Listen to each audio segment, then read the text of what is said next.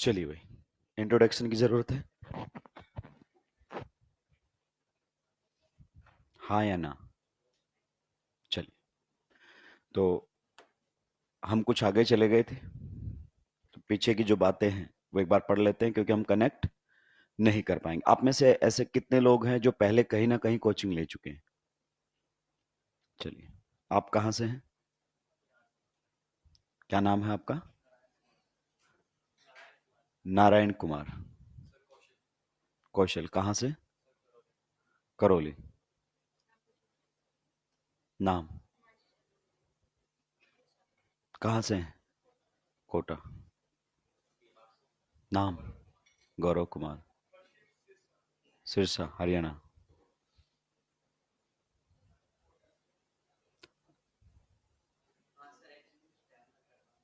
कोई इशू नहीं है, तो मेरे पास टाइम है, आराम से बताओ।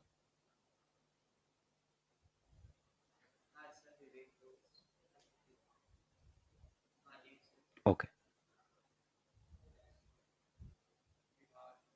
बिहार में कहाँ से?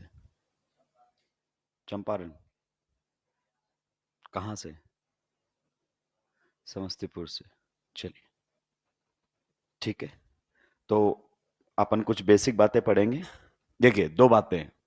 पहली बात, जब भी कोई बात समझ में ना आए, बेझिझक आपको पूछनी है, क्योंकि अभी आपको समझ में नहीं आई वो बात आपके और मेरे बीच की। नीट के रिजल्ट के बाद वो बात पब्लिक हो जाएगी, किसको समझ में नहीं आया था। फिर आप कितने भी ढोल बजा के बोलना कि नहीं नहीं मैं तो बहुत अच्छे से पढ़ा था, और उसने भी बहुत अच्छे से पढ़ाया था, पर रिजल्ट बता देगा कि आपको समझ में नहीं आया। तो आप बिंदास पूछें, कहीं कोई दिक्कत नहीं है। दूसरी बात, बेसिक्स अपने स्ट्रॉन्ग करें। जिस सब्जेक्ट को मैं डील करने वाला हूं, ऑर्गेनिक केमिस्ट्री, ये केमिस्ट्री का वो पार्ट है जो बहुत सारे बच्चों की जिंदगी में परेशानी का कारण बना रहता है। जिनको समझ में आता है उनको बहुत बेहतरीन लेवल पर समझ में आता है, जिनको समझ में नहीं आता तो इसमें रट्टाफिकेशन नहीं चलती कि आप याद रख लेंगे। नहीं, याद रखकर दो तीन क्वेश्चंस बनते हैं, बाद में क्वेश्चंस नहीं बनते। तो उसमें फिर आपको चीजों पर समझने पर ध्यान देना है। और सबसे ज्यादा इंपॉर्टेंट होते हैं बेसिक्स। हम ये सोचते हैं कि जब ये रिएक्शन पढ़ाएगा, वो वाले क्वेश्चन करवाएगा, तब मैं पढ़ना शुरू करूंगा, तब तक तो तुम्हें समझ में आना ही बंद हो जाएगा। तो बिल्कुल बेसिक से अगर आप सब्जेक्ट पर काम करेंगे तो आपका सब्जेक्ट बहुत ही स्ट्रांग बनेगा, आपको लगेगा ही नहीं कि आप हाई लेवल पर पढ़ रहे हैं। तो बेसिक्स कभी भी कमजोर नहीं होने देने, ठीक है। और तीसरा कॉन्सेप्ट जो अपना रहेगा वो रहेगा 1 2 3 का। 1 2 एंड 3। मतलब जो आज पढ़ाया गया है उसको जाकर आज भी रिवाइज करना है, कल भी रिवाइज करना है, और परसों भी रिवाइज करना है, 3 दिन लगातार। क्योंकि बात यहां समझ में आने की नहीं है, बात यहां पर याद आने की है। नीट में रेयरली कोई ऐसा क्वेश्चन होगा जब मास्टर सोल्व कर दे उसके बाद बच्चे से ना बने। तुरंत बन जाएंगे, लेकिन टाइम पर याद नहीं आता है, यह सबसे बड़ी प्रॉब्लम है। तो याद कैसे किया जाए? याद किया जाएगा रिवीजन के थ्रू। थर्ड रिवीजन में तो आंखें बंद होनी चाहिए, देखते ही पता होना चाहिए अच्छा इसका मतलब ये होता है, इसका मतलब ये होता है। 1 में सबसे ज्यादा टाइम लगेगा, 2 में टाइम ऑलमोस्ट 50% हो जाएगा सेकेंड टाइम जब आप रिवाइज करेंगे, और थर्ड टाइम जब आप रिवाइज करेंगे तो आपका टाइम रिड्यूस होकर 10 to 15% ही लगेगा पहले के कंपैरिजन में। लेकिन चीजें परमानेंट हो जाएंगी, आपको पता भी चल जाएगा क्या समझ में आया क्या नहीं। फोर्थ पॉइंट जो कि अपना यूनिक पॉइंट है, इस सब्जेक्ट को आपको थियोरिटिकल बिल्कुल नहीं समझना है, जो कि मैक्सिमम स्टूडेंट्स ये गलती करते हैं कि ऑर्गेनिक है रट लूंगा, या ऑर्गेनिक है नोटबुक नोटबुक पढ़ता रहूंगा। नहीं, अगर ऑर्गेनिक में आपको पकड़ अच्छी बनानी है तो 80-20 का मामला चलता है यहां पर। 80-20 मतलब 80% आपको क्वेश्चन प्रैक्टिस करनी है, 80%। एंड 20% अगर अपन बात करना चाहें तो थ्योरी पढ़नी है। बल्कि बच्चा उल्टा करता है इस सब्जेक्ट के अंदर, 20% क्वेश्चन करता है, 80% थ्योरी पढ़ता रहता है। वो उसको लगता है थ्योरिटिकल है ये सब्जेक्ट। नहीं, आपको क्वेश्चंस करने पड़ेंगे। आपके नीट एग्जाम में थ्योरी का शायद एक या एक भी क्वेश्चन नहीं आता, और हम प्रैक्टिस किसकी करते रहते हैं? थ्योरी की। तो कहां से आएंगे मार्क्स हमारे? क्योंकि आपका जो बोर्ड का पैटर्न है वो उल्टा है। बोर्ड में 80% थ्योरी पूछी जाती है आपसे। व्हाट इज टॉलरेंस रिएजेंट, आप अपने को याद है लिख देंगे। हमसे पूछा जाएगा which of the following will give tolerance test, अब आ गया कॉन्सेप्चुअल लेवल के ऊपर। तो इन बातों का हमें विशेष ध्यान रखना है। ये नीचे वाली दोनों बातें जो है वो जबरदस्त है। आइए अब बिल्कुल बेसिक से हम बात करेंगे। कुछ लोगों को इनऑर्गेनिक केमिस्ट्री आती है, कुछ को नहीं आती है। तो कई बार क्या होता है कि हाइब्रिडाइजेशन निकालने में या फिर रेजोनेटिंग स्ट्रक्चर की स्टेबिलिटी फाइंड आउट करने में हमें दिक्कत आती है लोन पेयर को आइडेंटिफाई करने में, या फिर इस चार्ज के साथ इस पर ऑक्टेट कंप्लीट है या इनकम्प्लीट है। तो कुछ बेसिक बातें हम यहां पर सीखेंगे। क्लियर? चलिए, तो सबसे पहले हम पढ़ेंगे कुछ इलेक्ट्रॉनिक कॉन्फ़िगरेशंस। क्या पढ़ेंगे? Electronic configuration. इलेक्ट्रॉनिक कॉन्फ़िगरेशन, ठीक है? आप आराम से सुनते रहें। सारे एटम्स का नहीं बताऊंगा, जो मेरे काम आने वाले हैं वो बताए जाएंगे। बाकी सारे किस में बताए जाएंगे आपको? आईओसी में, बहुत बढ़िया तरीके से। सबसे पहले अगर अपन बात करना चाहें तो हमारे सामने आता है कार्बन। कौन आता है? कार्बन। आप जानते हैं इसको किस प्रकार से रिप्रेजेंट किया जाता है? सी से। क्लियर? अगर मैं कार्बन में आपसे पूछूं इसका एटॉमिक नंबर, क्या पूछूं? एटॉमिक नंबर, क्योंकि एटॉमिक मास मेरे किसी भी काम का नहीं है। तो कार्बन का एटॉमिक नंबर होता है कितना? 6। हालांकि आपने इसको ऐसे लिखा हुआ देखा होगा 6 एंड 12। तो जब भी कोई एटम आपके सामने लिख दिया जाता है, मान लीजिए एक एटम ए है, अगर ऐसे लिखा है एक्स एंड वाई, तो यहां पर एक्स उसका क्या बताता है बताइए? Atomic number. एटॉमिक नंबर का मतलब नंबर ऑफ इलेक्ट्रॉन्स या फिर number of protons in the nucleus. Clear? और वाई अगर अपन बात करना चाहें तो आपको क्या बताता है? एटॉमिक मास, या इसको मास नंबर भी हम कह देते हैं। ये बहुत बेसिक सी इंफॉर्मेशन है जो हमें मालूम होनी चाहिए। क्लियर? तो जैसे कार्बन का एटॉमिक नंबर क्या रहता है हमारे सामने? 6। आइए, अगर हम इलेक्ट्रॉनिक कॉन्फ़िगरेशन की बात करना चाहें तो सबसे पहले हमारे सामने कौन आता है बताइए? 1s। ठीक है, थोड़ा सुपर लेवल से शुरू करेंगे। 1s, उसके बाद बताइए कौन आएगा? 2s, और फिर कौन आएगा? 2p। क्लियर? आप जानते हैं एस ए की ऑर्बिटल होता है। अगर हम बात करना चाहें पी, तो पी आपकी जो सब सेल है उसके अंदर 3 होते हैं, P X, P Y, P Z. या ऐसे ध्यान रखो, एक्स एस में मैक्सिमम कितने इलेक्ट्रॉन आते हैं? 2। पी में कितने आते हैं? 6। बस इतने से मेरा काम चल जाएगा। तो मेरे पास टोटल इलेक्ट्रॉन कितने हैं बताइए? 6। तो सबसे पहले 2 इलेक्ट्रॉन इसमें, फिर आगे बताइए आपके 2s में कितने आ गए? 2। टोटल कितने हो गए? 4। इसमें कितने बच गए बताइए मुझे? मेरे पास 2। तो ये आपके सामने इसका इलेक्ट्रॉनिक कॉन्फ़िगरेशन हो गया, जिसमें आखिरी वाला नंबर होता है। जैसे इसमें बड़े वाला नंबर कौन है? 2। तो ये वाली जो सेल है आपकी, ये वाली सेल, इसे हम क्या कहते हैं? Valence shell. क्या कहते हैं? Valence shell. एंड जब भी हम बॉन्ड बनाने की बातें करेंगे, जब भी हम लोन पेयर की बातें करेंगे, जब भी हम अनपेयर्ड इलेक्ट्रॉन की बातें करेंगे, तो वो सारे किस में मिलेंगे? आपके वैलेंस सेल। जब भी बॉन्डिंग की बातें होंगी तो बातें किस में होंगी? Valence shell. आइए, तो अगर अपन बात करें कार्बन के वैलेंस सेल में कितने इलेक्ट्रॉन्स हैं? 4। तो मैं इस प्रकार से 4 इलेक्ट्रॉन्स लिख सकता हूं कार्बन के वैलेंस सेल के अंदर। लुईस डॉट स्ट्रक्चर थोड़ा बनाना सिखाता हूं। बताइए, क्या कार्बन का ऑक्टेट कंप्लीट है? क्या कार्बन का ऑक्टेट कंप्लीट है? नहीं। ऑक्टेट कंप्लीट होने का मतलब वैलेंस सेल में कितने इलेक्ट्रॉन्स होना? 8। हर एटम चाहता है कि उसका ऑक्टेट क्या हो जाए? कंप्लीट। क्लियर? इसीलिए वो बॉन्ड बनाता है। तो यहां पर इसके पास वैलेंस सेल में कितने हैं? 4। तो ये क्या करेगा? 4 बॉन्ड बनाने की कोशिश करेगा। और बॉन्ड फॉर्मेशन में आपके कौन पार्टिसिपेट करते हैं? Unpaired electrons. Paid electron bond formation participate नहीं करेगा। जितने अनपेड इलेक्ट्रॉन्स होंगे उतने ही, अगर अपन बात करना चाहें, वो बॉन्ड बना सकता है। तो एटम कब तक अपने इलेक्ट्रॉन्स अनपेयर करेगा? जब तक कि उसका ऑक्टेट कंप्लीट ना हो जाए। मैं बहुत सिंप्लीफाइड वे में आपको समझा रहा हूं ना।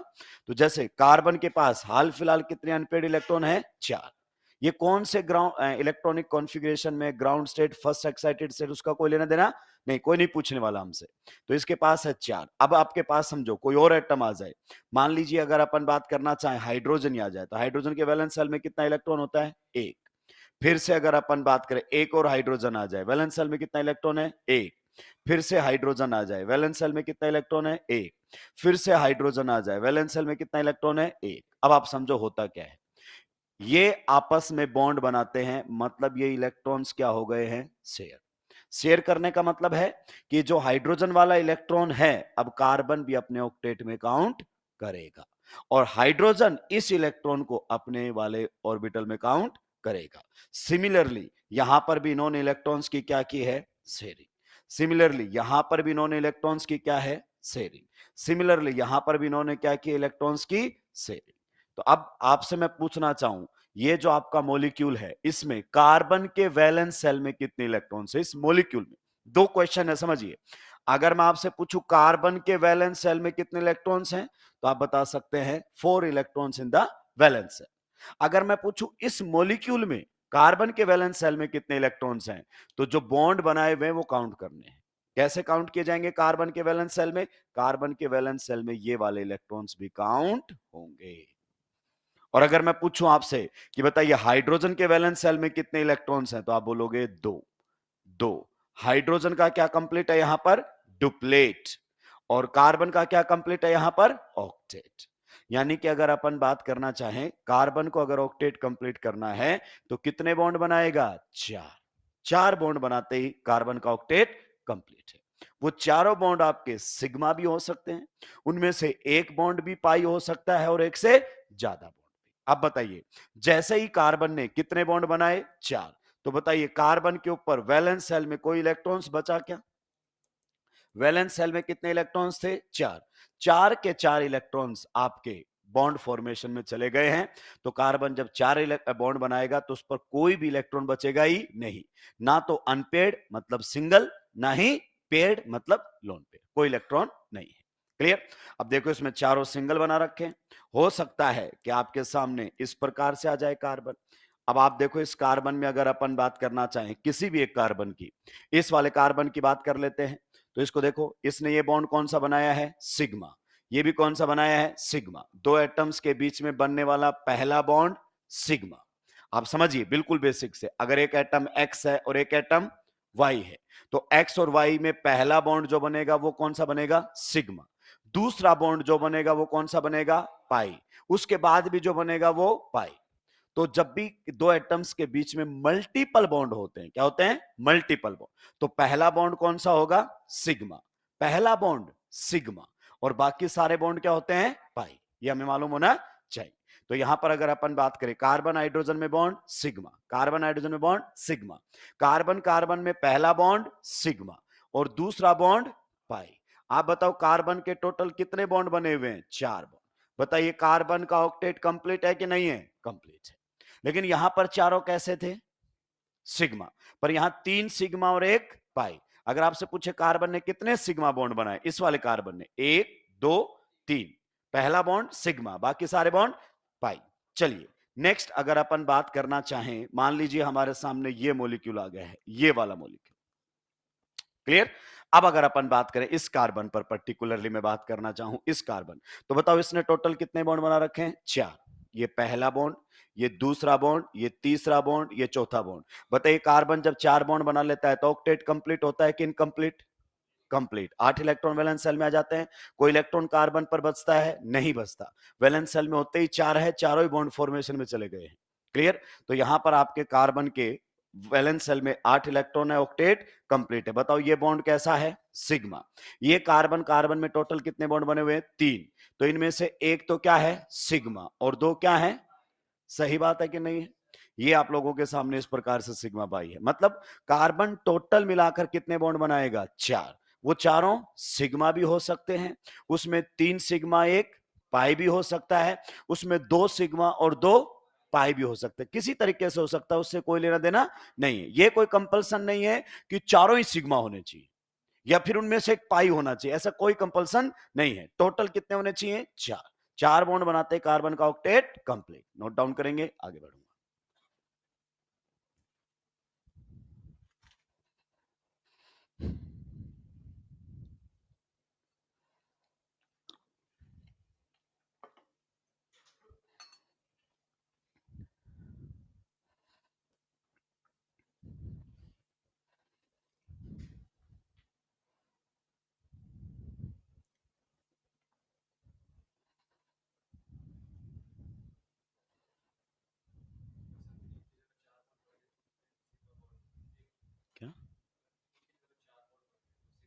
3 की जगह 4, 4 तो हमेशा ही है।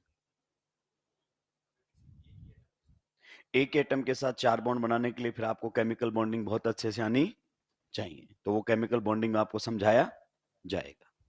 ठीक है, अपन बहुत ही बेसिक बातें कर रहे हैं इनऑर्गेनिक की, बहुत ही बेसिक।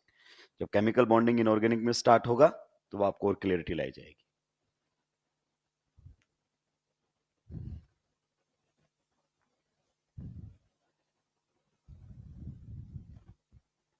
जब आप वीबीटी पढ़ेंगे तो वीबीटी कहेगी जरूरी नहीं है कि पहला बॉन्ड सिग्मा ही बने, पाई भी बन सकता है, पर हम बिल्कुल बेसिक पर बात कर रहे हैं।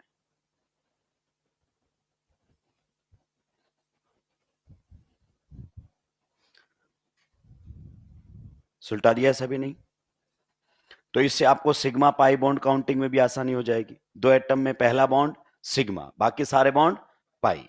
जैसे अगर आपसे कोई पूछे कार्बन हाइड्रोजन बॉन्ड कैसा है, सिग्मा। कार्बन हाइड्रोजन बॉन्ड कैसा है, सिग्मा। कार्बन कार्बन में एक सिग्मा और एक, कार्बन कार्बन में एक सिग्मा और दो, पक्का। चलिए आगे बढ़ सकते हैं, सभी ने सुलटा दिया है। अब आते हैं थोड़ा से अगले स्टेप पर, और ये चीजें बहुत अच्छी चीजें हैं, आगे सब्जेक्ट में ग्रिप बनाती हैं। बहुत सारे बच्चे परेशान रहते हैं इवन पूरा इनऑर्गेनिक केमिस्ट्री पढ़ने के बाद, ऑक्टेट नहीं पहचान पाते हैं वो लोग। बढ़ जाएं आगे। चलिए नेक्स्ट अगर अपन बात करना चाहें तो मान लीजिए हमारे सामने ये स्ट्रक्चर है CH3+, CH3+। अब इसमें कैसे सोचे कि कार्बन के पास कितने इलेक्ट्रॉन्स हैं, इसमें ऑक्टेट कंप्लीट है या नहीं। तो मैं आपको बिल्कुल बेसिक लेवल पर चीजें समझा रहा हूं, आप समझिए। एक एटम ए है, ओवरऑल कोई भी एटम कैसा होता है, न्यूट्रल। कैसा होता है, न्यूट्रल। जितने उसमें नंबर ऑफ इलेक्ट्रॉन्स होते हैं उतने नंबर ऑफ प्रोटॉन्स होते हैं, ये आपको 9th-10th में बता दिया जाता है एटम के बारे में। क्लियर। तो ओवरऑल एटम है न्यूट्रल।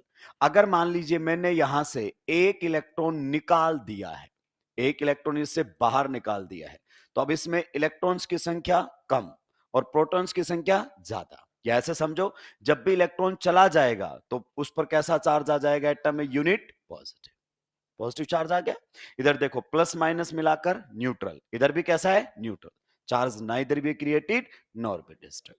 तो जब इलेक्ट्रॉन निकल जाता है तो किसी पर कैसा चार्ज आ जाता है, पॉजिटिव चार्ज आ जाता है। अब आप समझो कार्बन पर कैसा चार्ज है, पॉजिटिव। कैसे हुआ वो अभी मसला ही नहीं है। मान लीजिए अगर अपन बात करना चाहें कार्बन के वैलेंस शेल में कितने इलेक्ट्रॉन्स होते हैं, 4। जब भी हम इलेक्ट्रॉन्स के देने की बात करेंगे, इलेक्ट्रॉन्स के लेने की बात करेंगे, तो हमेशा किसकी बात करेंगे, वैलेंस शेल। उससे पीछे वाले सेल का कोई रोल नहीं है। तो कितने इलेक्ट्रॉन्स हैं, 4। आप समझिए कार्बन पर मैंने क्या बना दिया है, पॉजिटिव चार्ज। तो पॉजिटिव चार्ज का मतलब इसने एक इलेक्ट्रॉन खो दिया है, एक इलेक्ट्रॉन खो दिया। आप इस तरीके से रखिए, कैसे खोया वो अभी मुद्दा नहीं है। तो अब बताओ कार्बन के वैलेंस सेल में कितने इलेक्ट्रॉन्स बच गए हैं, 3। सारे के सारे कैसे रहेंगे, वो अनपेड, ताकि ऑक्टेट कंप्लीट कर सके। अब बाजू में कौन आया होगा बताइए, हाइड्रोजन। बाजू में कौन आया होगा बताइए, हाइड्रोजन। बाजू में कौन आया होगा बताइए, हाइड्रोजन। अगर इसके पास 3 अनपेड इलेक्ट्रॉन है तो कितने बॉन्ड बना सकता है, मैक्सिमम 3। देखो पहला बॉन्ड किससे बनाया इसने, हाइड्रोजन से, दूसरा भी हाइड्रोजन से, तीसरा भी हाइड्रोजन से। अब बताइए CH3+ मॉलिक्यूल के केस में कार्बन के वैलेंस शेल में कितने इलेक्ट्रॉन्स हैं। तो कितने बॉन्ड बना रखा है, एक। एक बॉन्ड का मतलब कितने इलेक्ट्रॉन हो गए, 2। एक इधर और एक इधर। ये इलेक्ट्रॉन दोनों अपने वैलेंस शेल में काउंट करें, कार्बन भी इन दोनों को काउंट करेगा, हाइड्रोजन भी इन दोनों को अपने वैलेंस शेल में काउंट करेगा। तो 2 और यहां पर 2 और 2 4 और 2 6।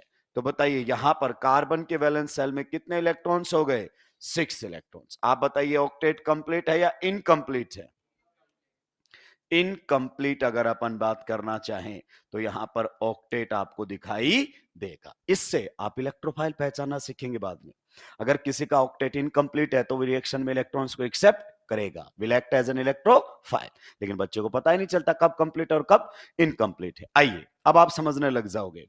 मतलब कार्बन पर पॉजिटिव चार्ज, मतलब उसका ऑक्टेट क्या है, इनकंप्लीट। मान लीजिए अगर अपन बात करना चाहें, ये हमारे सामने है कार्बन पर पॉजिटिव चार्ज, तो बताइए कार्बन कितने बॉन्ड बना सकता है, 3। 3 ही तो इलेक्ट्रॉन बच जाएंगे उसके पास वैलेंस सेल में। अब इसमें काउंट करो कि कार्बन के वैलेंस सेल में कितने इलेक्ट्रॉन्स हैं। ये एक बॉन्ड हमारे सामने मतलब 2, एक और बॉन्ड मतलब 4, एक और बॉन्ड मतलब 6। और आप जानते हैं प्लस, प्लस का मतलब एक इलेक्ट्रॉन निकल चुका है। तो इस कार्बन के वैलेंस शेल में कितने इलेक्ट्रॉन्स हुए बताइए? 6 इलेक्ट्रॉन्स। ऑक्टेट कंप्लीट या इनकम्प्लीट? तो यू विल से इनकम्प्लीट। कंप्लीट कैसे होगा? Incomplete octet. ऑक्टेट का मतलब समझते हो ना? 8 इलेक्ट्रॉन्स। क्या इलेक्ट्रॉन्स? 8। मतलब आप इस चीजों को थोड़ा सा जनरलाइज कीजिए। अगर कार्बन के ऊपर पॉजिटिव चार्ज है, कार्बन के ऊपर कैसा चार्ज है? पॉजिटिव। तो बताइए वो कितने बॉन्ड बनाएगा? 3। देखो 1 2 3। वो तीनों सिग्मा भी हो सकते हैं। उनमें से 2 सिग्मा और 1, उसमें से 1 सिग्मा और 2, कितने में फर्क नहीं पड़ता। बॉन्ड कितने बना सकता है? 3, क्योंकि साफ दिख रहा है 3 अनपेड इलेक्ट्रॉन है इसके पास। ठीक है, तो यहां पर भी इसके वैलेंस शेल में कितने इलेक्ट्रॉन्स हो गए बताइए? 6। ऑक्टेट कंप्लीट या इनकम्प्लीट?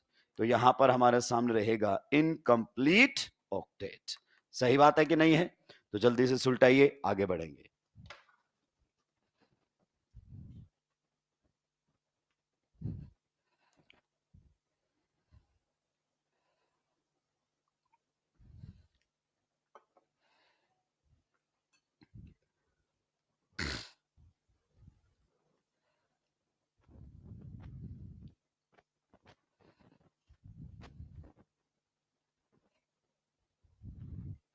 बॉन्ड बनाने में हमेशा ही हम कौन से इलेक्ट्रॉन्स का इस्तेमाल करेंगे? वैलेंस शेल, यानी कि जिसमें प्रिंसिपल क्वांटम नंबर मैक्सिमम होगा। सबसे बड़े नंबर वाले से बातें होंगी। 1 एंड 2 लिखा हुआ है तो 1 का कोई रोल, केवल 2 2 वाले चलेंगे। 1 2 3 लिखा हुआ है तो 1 एंड 2 का कोई रोल, 3 वाले जो होते हैं वो वैलेंस शेल होते हैं।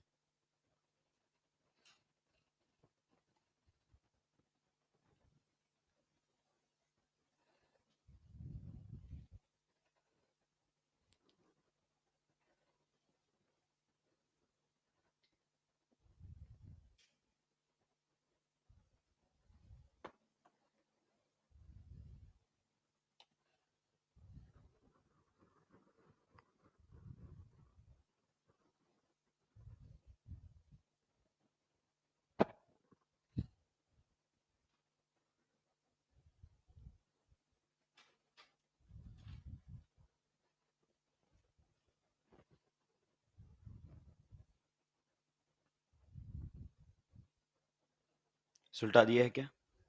स्पीड को थोड़ा सा मेंटेन करेंगे। बिना स्पीड के कंपटीशन में कोई मतलब नहीं है। आगे बढ़ सकता हूं?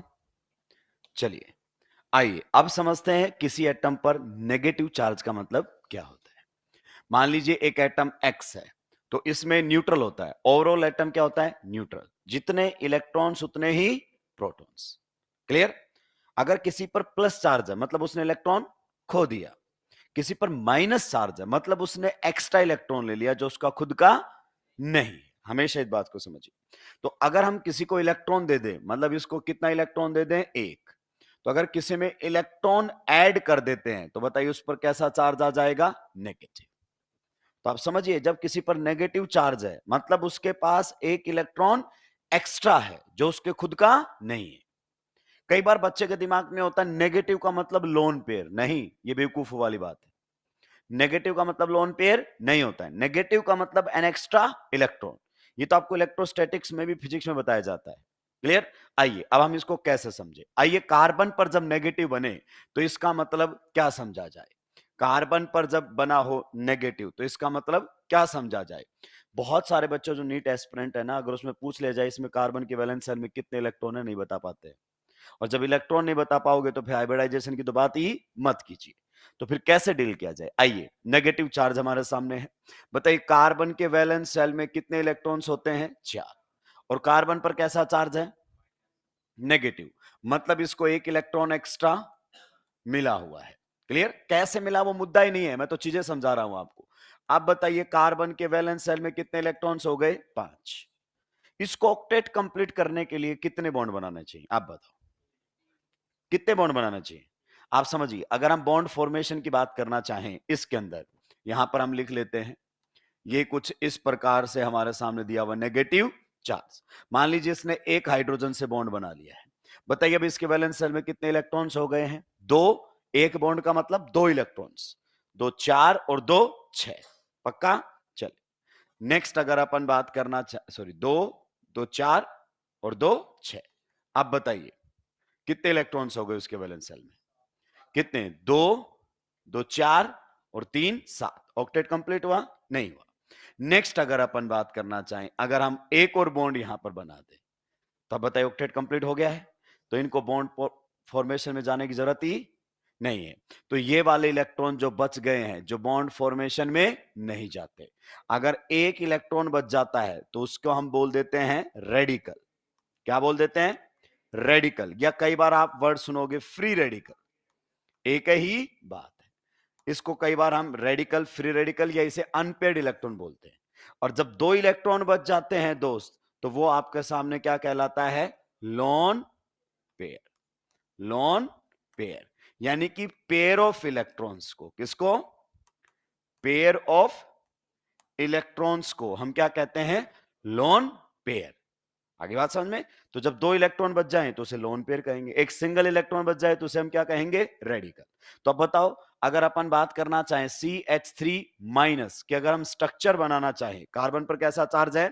नेगेटिव। तो हमको समझ में आ गया है कि कितने बॉन्ड बना रखे हैं इसने, देखो साफ दे रखा है। कितने बॉन्ड हाइड्रोजन के साथ? 3। तो 3 इलेक्ट्रॉन तो इसने किस में इस्तेमाल में ले लिए? Bond formation. वैलेंस सेल में थे कितने? कार्बन के वैलेंस सेल में 4। तो एक इलेक्ट्रॉन ये बच गया है जो किसका ओरिजिनली था।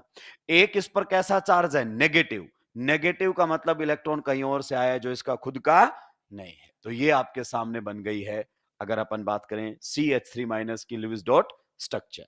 क्लियर? अब आप बताइए कार्बन में यहां पर वैलेंस सेल में कितने इलेक्ट्रॉन है? 2 2 4 2 6 और एक लोन पेयर। सो आप कह सकते हो 8 इलेक्ट्रॉन्स इसके वैलेंस सेल में है। 8 इलेक्ट्रॉन्स का मतलब इसमें क्या है? Complete octet. तो जब कार्बन पर नेगेटिव चार्ज होता है तो उसका ऑक्टेट क्या होता है? कंप्लीट। अभी पेन आपके डाउन रहेंगे और मुझे सब बताएंगे कि इसमें जिस कार्बन पर मैं बात करना चाह रहा हूं उसके बारे में आपके क्या ख्यालात है।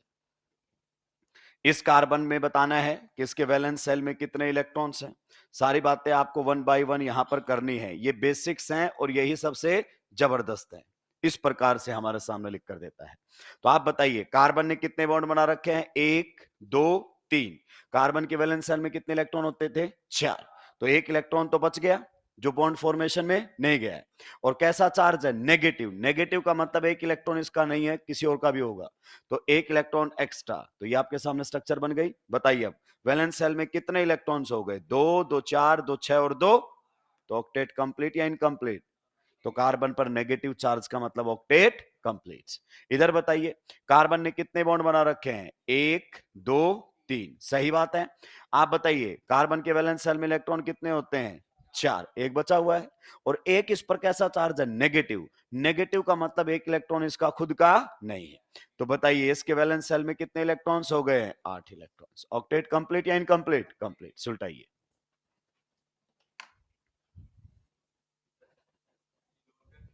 हाँ बिल्कुल कहलाएगा। पेयर ऑफ इलेक्ट्रॉन्स, देखो बेटा लिखा हुआ ना, लोन पेयर का मतलब पेयर ऑफ इलेक्ट्रॉन्स। तो बच गया ना, 2 इलेक्ट्रॉन बच गए। मतलब अगर एक अनपेड बच जाए, आ रहे हैं अभी अपन वहां पर, ये फ्री रेडिकल नहीं है। फ्री रेडिकल का मतलब एक एक। हाँ अभी आ रहे हैं हम, एक खो दिया था तो बचा ही नहीं था ना। अभी हम आ रहे हैं अनपेड इलेक्ट्रॉन की तरफ भी।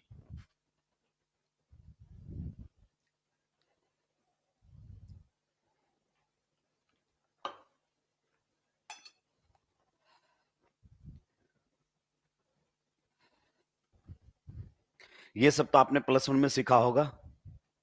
लुईस डॉट स्ट्रक्चर बनाना कहते हैं इसको। और सबसे सिंपल तरीके से बता रहा हूं, सबसे सिंपल तरीके से। अब ये मत कहना कि नहीं सर मैंने तो पढ़ा ही नहीं था, मैं तो +2 कॉमर्स से हूं, आर्ट्स से हूं, फिर मुझे अचानक सपना आया कि मुझे डॉक्टर बनना है। एक मोटिवेशनल वीडियो मैंने देखा और मैं डॉक्टर बनने चला आया। ऐसा तो नहीं है ना? +2 साइंस में है ना अपन सब? फिर सही है।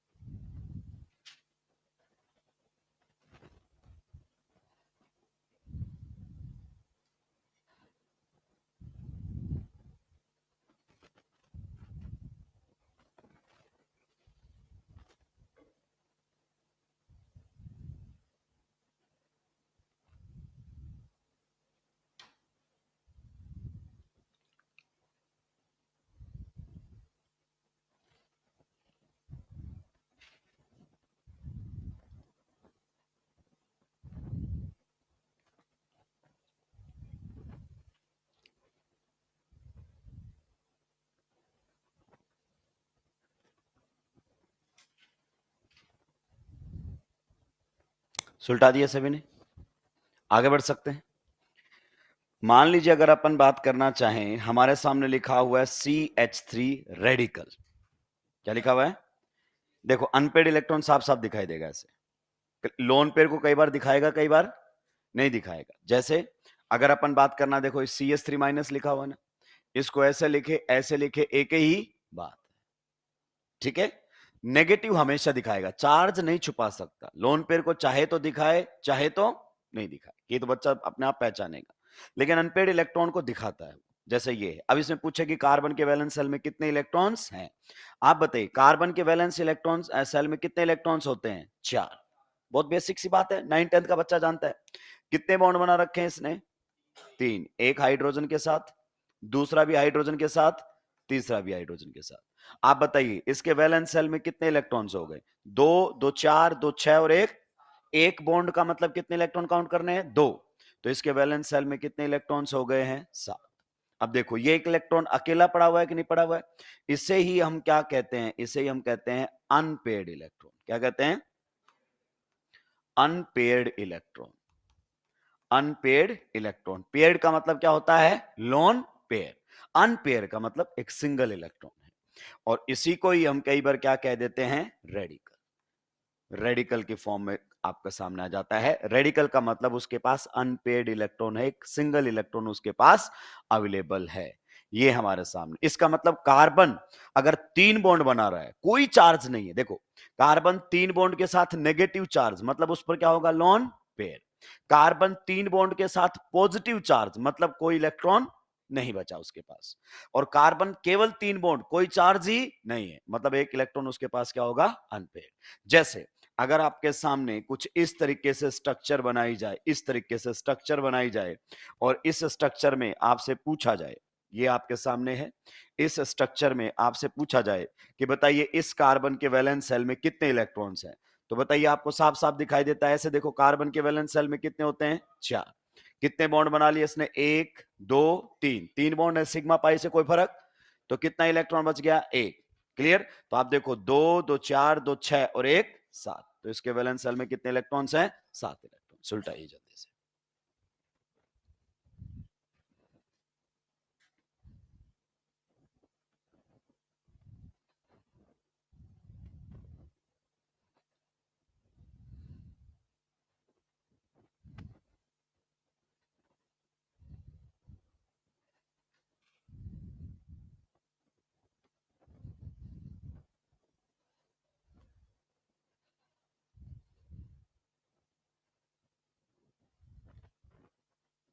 जल्दी जल्दी सुलटाते जाएंगे भाई लोगों।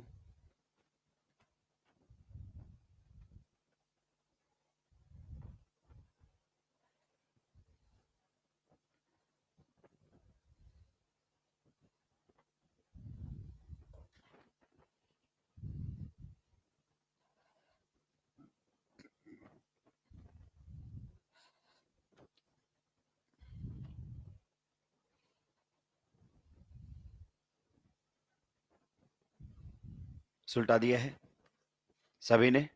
तो कार्बन की तो सारी बातें हो गई। कार्बन ने 4 बॉन्ड बना रखे, मतलब ऑक्टेट कंप्लीट। 3 बॉन्ड के साथ पॉजिटिव चार्ज मतलब इनकम्प्लीट। 3 बॉन्ड के साथ नेगेटिव चार्ज मतलब कंप्लीट। क्लियर? चलिए नेक्स्ट जो हमारे सामने आएगा वो रहेगा नाइट्रोजन। क्या रहेगा?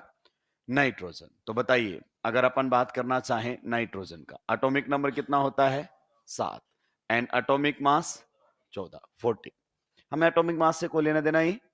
इलेक्ट्रॉनिक कॉन्फ़िगरेशन लिखवाई। देखो सबसे पहले क्या आता है? 1s, फिर क्या आता है? 2s, फिर कौन आता है? 2p, फिर 3s, फिर 3p, 3d। वो आगे आप बढ़ते रहोगे, मुझे कोई लेना देना नहीं। टोटल इलेक्ट्रॉन कितने हैं? 7। तो s में कितने इलेक्ट्रॉन आ सकते हैं? मैक्सिमम 2। तो ये आपकी फर्स्ट सेल थी, भर गई। उसके बाद अगर अपन बात करना चाहें, फिर से s है, कितने आ सकते हैं? 2। तो 2 2 4, बच गए कितने हमारे पास? 3। तो इसमें कितने आ जाएंगे? 3। p कितने ले सकता है मैक्सिमम? पी में मैक्सिमम कितने आ सकते हैं? 6। पी में अगर अपन बात करना चाहें, पी सब सेल के अंदर एक आपका होता है पी एक्स, एक आपका होता है पी वाई, और एक आपका होता है पी जेड। इतना ऑलमोस्ट सभी जानते हैं ना, साइंस के स्टूडेंट है तो मैक्सिमम 6 इलेक्ट्रॉन आ सकते हैं। अभी तो कितने गए हैं? 3।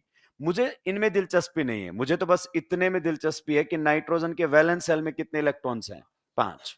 तो कार्बन से अगला एटॉमिक नंबर किसका है, नाइट्रोजन का। तो नाइट्रोजन में, कार्बन में 4 थे, इसमें कितने हो गए, 5। तो अपन 5 इलेक्ट्रॉन्स रैंडमली रखते हैं। कैसे रखते हैं, रैंडमली, लुईस डॉट स्ट्रक्चर बनाने के लिए। ये देखो, अगर अपन बात करना चाहें, टोटल इलेक्ट्रॉन्स कितने हैं, 5।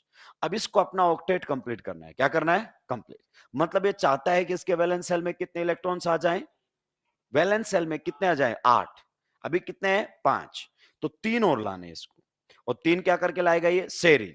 तो आप समझो, अगर नाइट्रोजन क्या बनाने लग जाए, एक बॉन्ड, इसको बॉन्ड फॉर्मेशन में इस्तेमाल में ले ले, तो आप बताइए कितने इलेक्ट्रॉन्स हो गए अब इसके वैलेंस शेल में, 2, 2 4 और 2 6।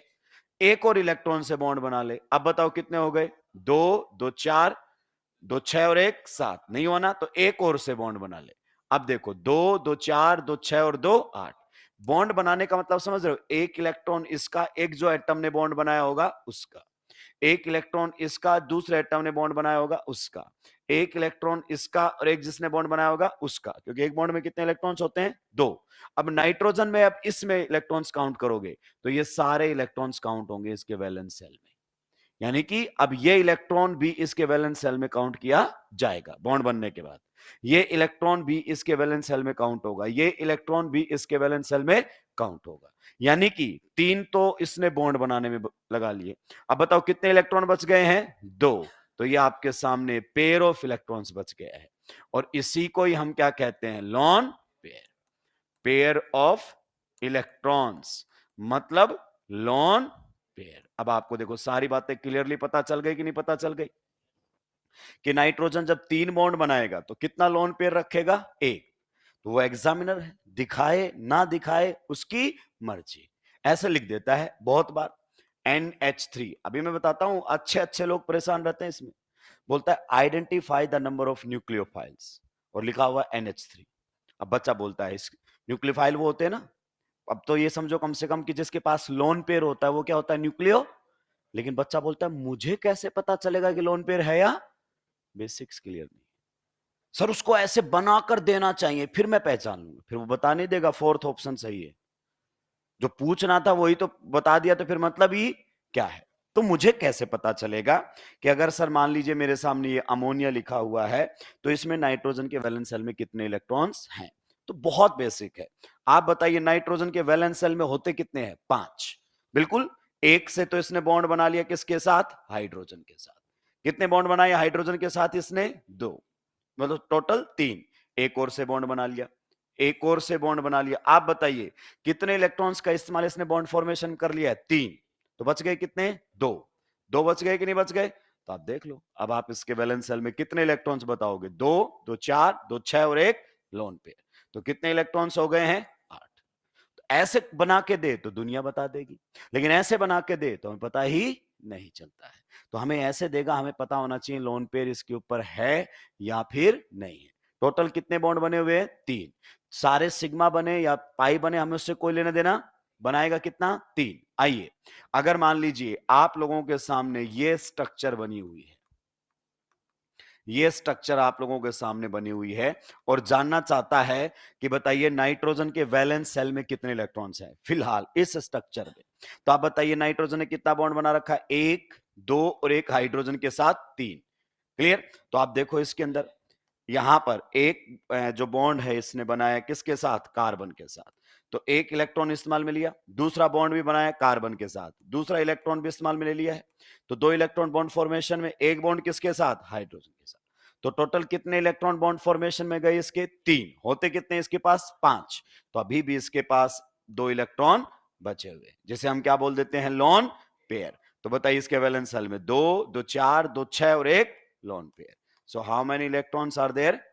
8 electrons are there. कई पॉइंट समझ में आ गया है। चलिए नेक्स्ट, अगर मैं आपसे पूछना चाहूं, ये आपके सामने HCN है, बताइए नाइट्रोजन के वैलेंस शेल में यहां पर कितने इलेक्ट्रॉन्स है।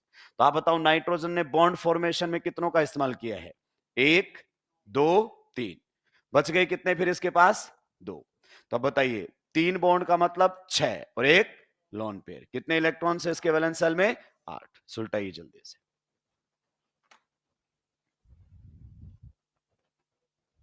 बहुत बेसिक से बता रहा हूं मैं आपको।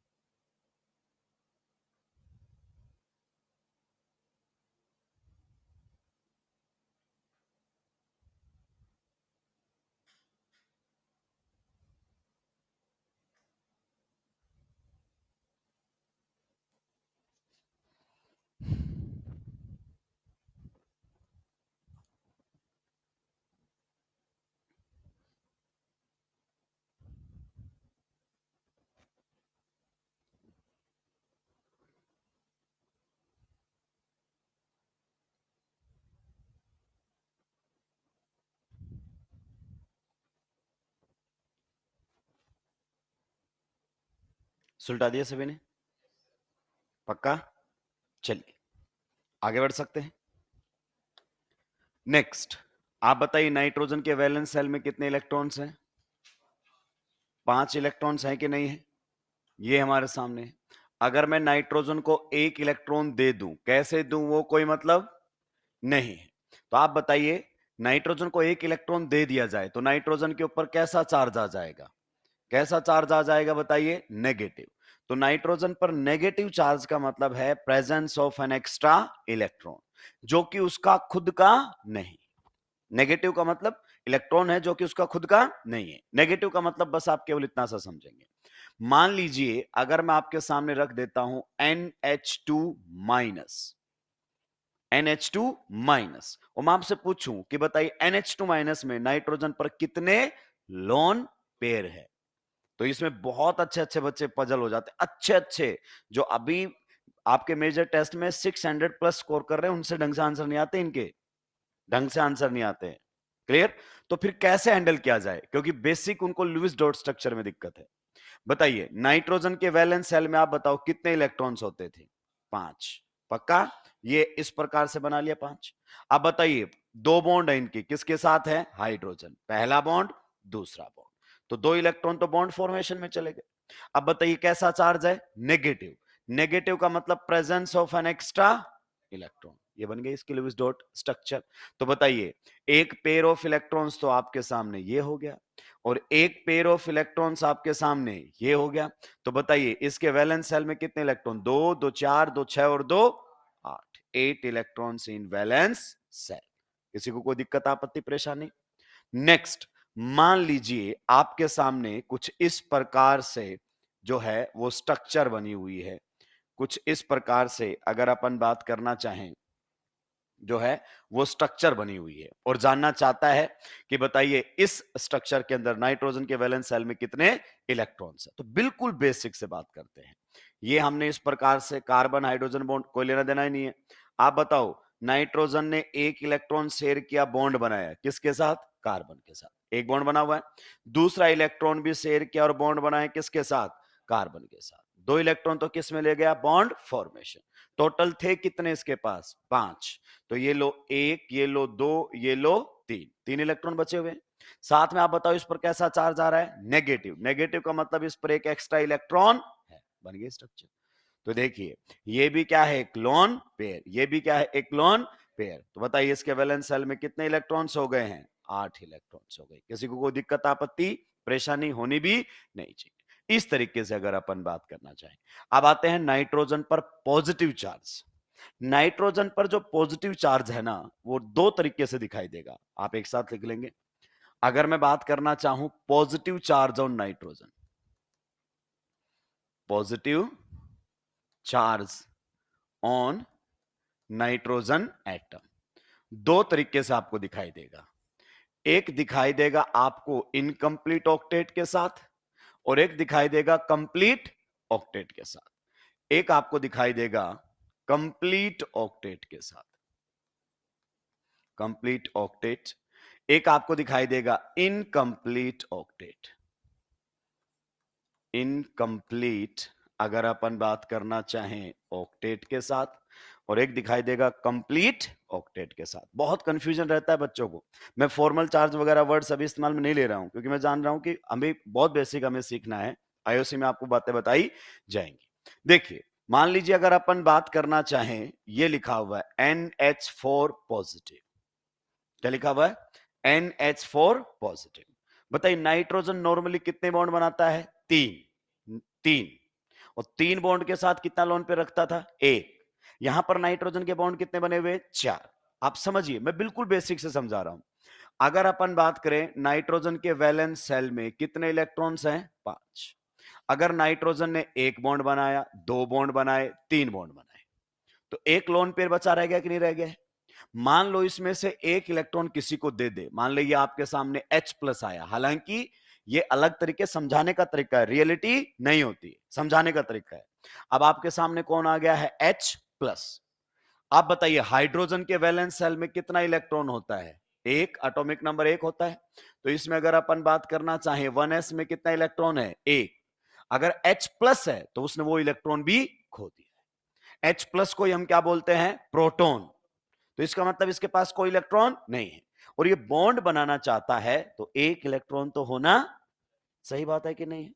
तो अगर हम इन दोनों में बॉन्ड फॉर्मेशन करना चाहते हैं, समझना, समझाने का तरीका है, रियलिटी कुछ और होती है।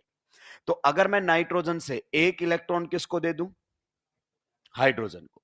अगर मैंने नाइट्रोजन से एक इलेक्ट्रॉन किसको दे दिया है? हाइड्रोजन को। इस तरीके से एक इलेक्ट्रॉन हाइड्रोजन को दे दिया तो कैसा चार्ज आएगा? पॉजिटिव। अब बताइए हाइड्रोजन पर इलेक्ट्रॉन जैसे जाएगा तो पॉजिटिव से क्या होना चाहिए था उसको? नेगेटिव। लेकिन वो क्या हो जाएगा? Neutral, plus minus neutral. अब देखो इन दोनों में बॉन्ड फॉर्मेशन हो सकती है कि नहीं हो सकती है? इसके पास भी क्या है? अनपेयर्ड, और इसके पास भी क्या है? अनपेयर्ड। अब अगर ये बॉन्ड बना लें तो नाइट्रोजन के कितने बॉन्ड बन गए? 4। लेकिन चार्ज कैसा आ गया है? पॉजिटिव। चार्ज कैसा आ गया है? पॉजिटिव। तो जब नाइट्रोजन 4 बॉन्ड के साथ पॉजिटिव चार्ज है, इसका मतलब उसने अपना लोन पेयर बॉन्ड फॉर्मेशन में इन्वॉल्व किया हुआ है। क्या किया हुआ है? लोन पेयर का इन्वॉल्वमेंट बॉन्ड फॉर्मेशन के अंदर किया हुआ है। नॉर्मली हम इसको ऐसे समझाते हैं, ये तो आपको ये बताने के लिए कि इस पर एक ही पॉजिटिव चार्ज क्यों आया, क्योंकि हम इस प्रकार से समझाते हैं। मान लीजिए ये आपके सामने कौन है? अमोनिया है कि नहीं है, और इसको बॉन्ड बनाना है किसके साथ? H+ के साथ। तो आप जानते हैं कि इसके पास कोई इलेक्ट्रॉन नहीं है और इसके पास लोन पेयर है। बॉन्ड बनने के लिए कितने इलेक्ट्रॉन चाहिए? 2।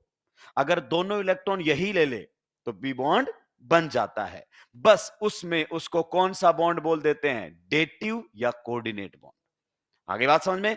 तो अगर इसने बॉन्ड बनाया है, ध्यान से सुनिए, 3 बॉन्ड तो आप लोगों के सामने ऑलरेडी थे, चौथा बॉन्ड बनाया, चौथे बॉन्ड में दोनों इलेक्ट्रॉन किसने दिए हैं? नाइट्रोजन ने। तो डोनर पर तो कैसा चार्ज आ जाता है? पॉजिटिव। और एक्सेप्टर पर कैसा आ जाता है? नेगेटिव। ये इलेक्ट्रॉन दे रहा है और ये इलेक्ट्रॉन ले रहा है, लेकिन ये तो ऑलरेडी कैसा था?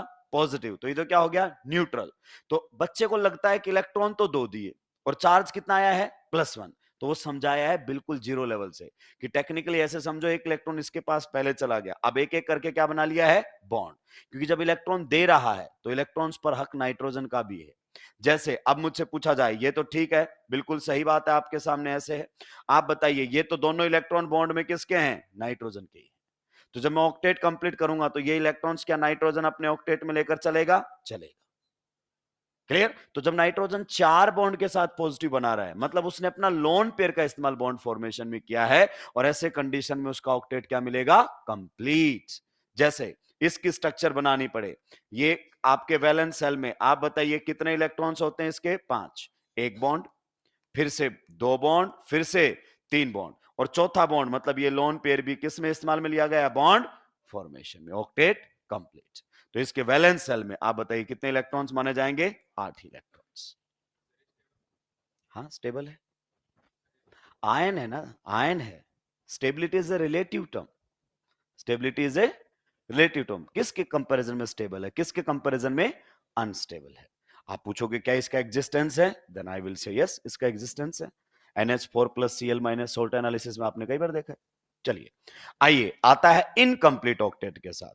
इनकंप्लीट ऑक्टेट का मतलब सर आप क्या बताना चाहते हैं, इसके अंदर थोड़ा सा हमें बताइए। मान लीजिए अगर अपन बात करना चाहें, हमारे सामने कुछ इस प्रकार की स्ट्रक्चर बनी हुई है।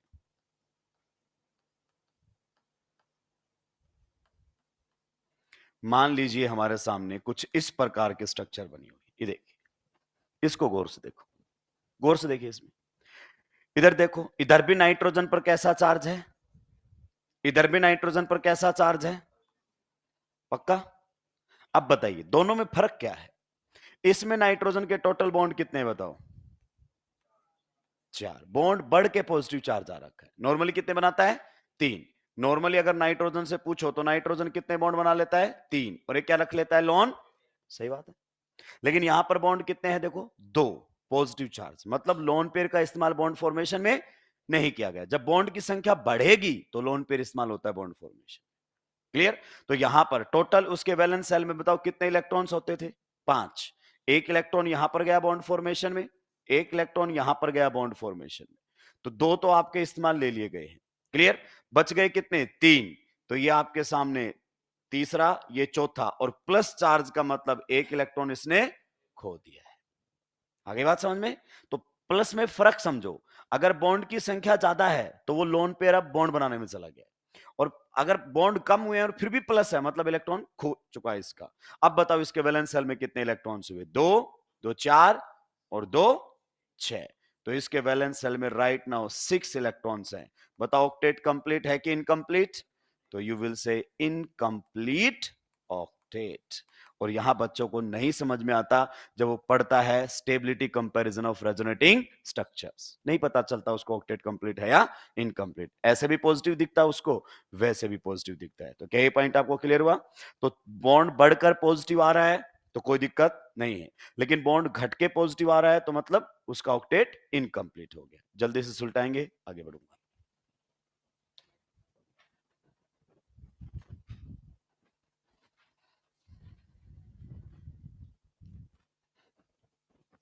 कितने बेसिक से आपको आईओसी में भी नहीं बताया जाता है, 9th 10th की बातें हैं ये। इसे हम कहते हैं Lewis dot structures.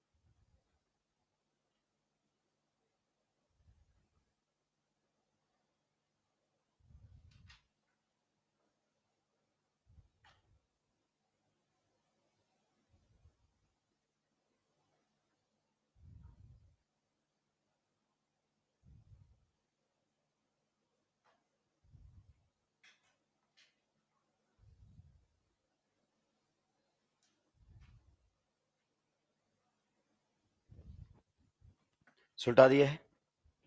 Can we move to the next slide?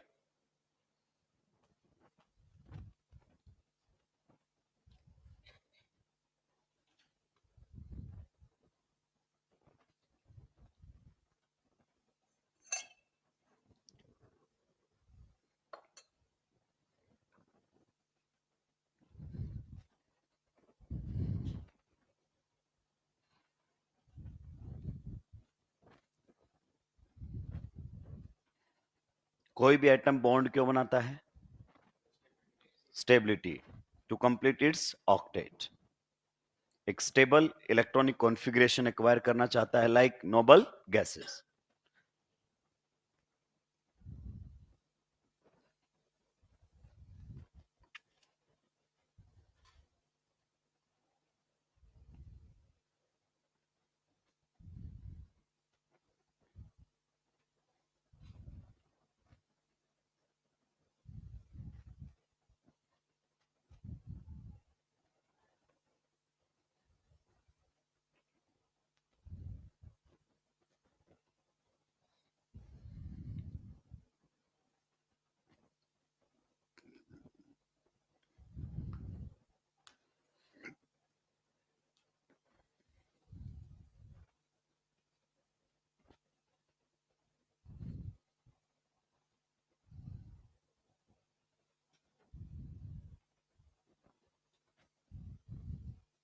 सुलटा दिया है।